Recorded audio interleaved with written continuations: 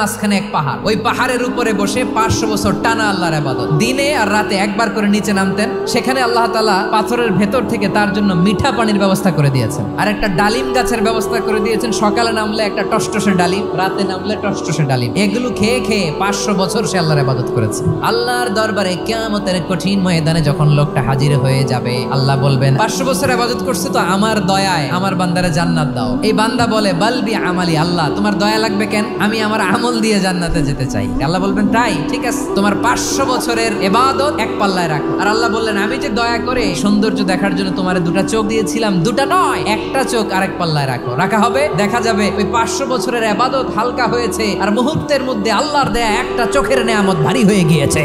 ফলাফল দেখো, হিসাব বলে তুমি এখন জাহান্নামে যাবা, যাও এবার জাহান্নামে যাও। এবার লোকটা কাচুমাচু করে বলে আল্লাহ এবার আমি বুঝতে পেরেছি তোমার দয়া ছাড়া দুনিয়ায় কেউ জান্নাতে যেতে পারবে না।